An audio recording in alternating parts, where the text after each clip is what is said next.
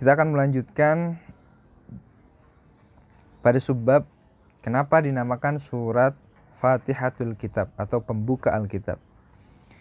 Fatihatul Kitab, nama ini sudah ada di zaman Nabi, bahwa ia adalah surat pembuka dari surat-surat Al-Quran.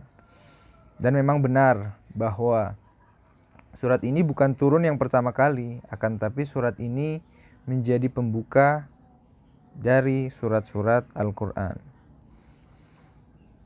Kemudian terdapat sebuah riwayat yang menunjukkan bahwa Al-Quran ini sudah terkumpul di zaman Rasulullah, yang mana riwayat itu dari Rasulullah yang memerintahkan kepada Imam Ali, "Wahai Ali, sesungguhnya Al-Quran berada di belakang ranjangku yang tertulis di suhuf-suhuf, di sutra dan kertas-kertas. Maka ambillah, kumpulkanlah, dan himpunlah menjadi satu, dan jangan sia-siakan sedikit pun Al-Quran."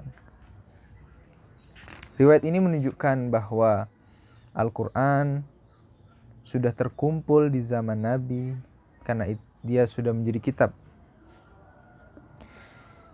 Kemudian ketika muncul sebuah pertanyaan, apakah Al-Quran terkumpul setelah Nabi wafat atau sebelum Nabi wafat, maka kita akan bisa menjawab bahwa memang benar ada riwayat yang mengatakan bahwa Al-Quran disusun, dikumpulkan, terkumpul dalam satu mushaf itu setelah zaman Rasul, setelah Rasul wafat.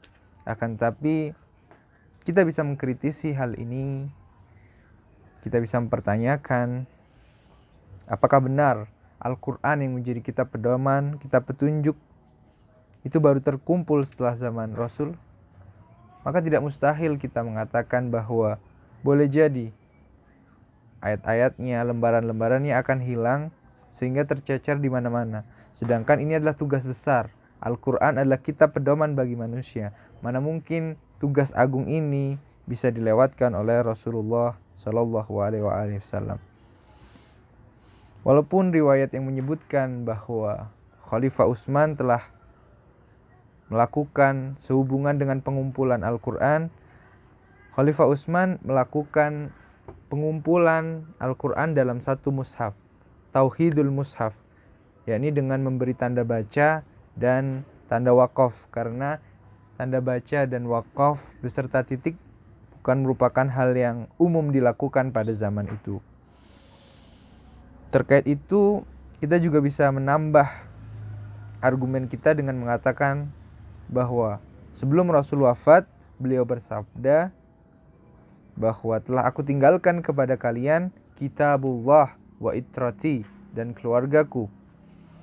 Yang kita garis bawahi adalah kitabullah, yakni kitab Allah. Suatu kitab adalah bukan lembaran-lembaran yang tercecer, belum terkumpul. Kitab adalah seperti ini. Suatu kitab sudah terkumpul, kitab Allah. Jadi kitab itu adalah kumpulan dari lembaran-lembaran. Jadi lembaran-lembaran itu sudah terhimpun dalam satu mushaf, satu kitab. Sehingga hadis ini jelas mengatakan dan menunjukkan bahwa sebelum Rasul wafat, bahkan di zaman Rasul, Al-Quran sudah terkumpul menjadi kitab.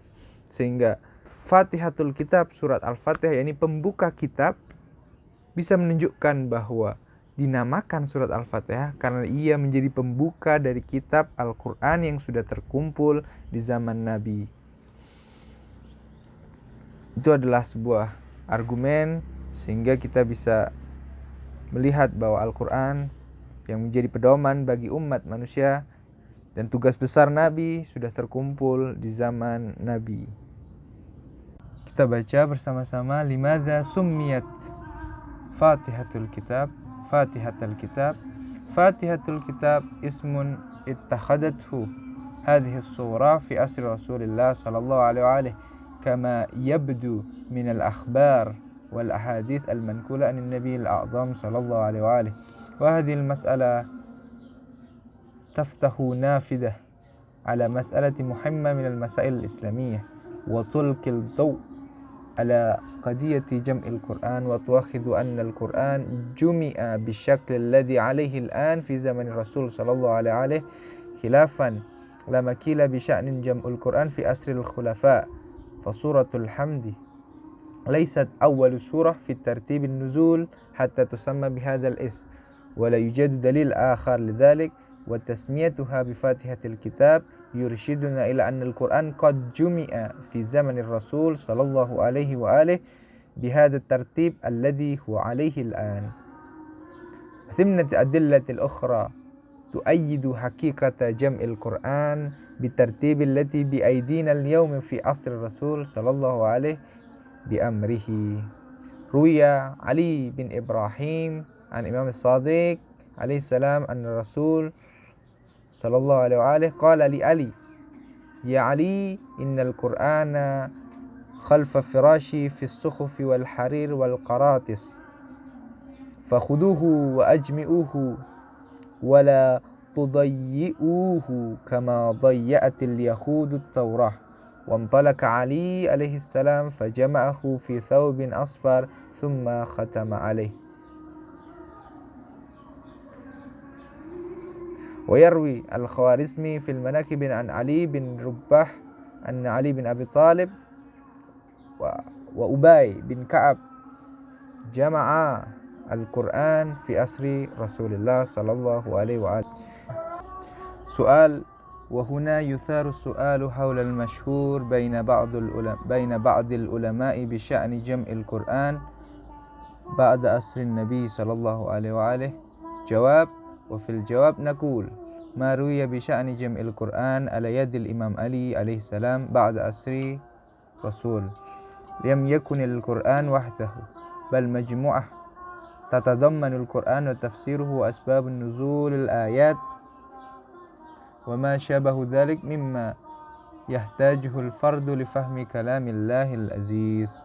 وأما ما فعله عثمان في هذا الصدد فتدل القرائن أنه أقدم على كتابة قرآن واحد عليه علامات التلاوة والإعجام معنى للاختلاف في القراءات، إذ لم يكن تنكير معمولا به حتى ذلك الوقت. وما نراه من إصرار الجماعة على عدم جمع القرآن في أسر رسول الله صلى الله عليه وآله وعلى نسبة هذا الأمر للخليفة عثمان أو للخليفة الأول أو الثاني، فإنما يعود إلى الظروف والملبسات وأصبيات التاريخية لسنة بسددها الآن. وإذا رجعنا إلى استقصاء الطبيعي الأشياء في مجال جمع القرآن ألفينا أنه من غير المعقول أن يترك النبي صلى الله عليه وآله هذه المهمة الكبيرة، بينما نجد يهتم بدقائق الأمور مرتبطة بالرسالة. أليس القرآن دستور الإسلام وكتاب هداية البشرية وأساس عقائد الإسلام وأحكامه؟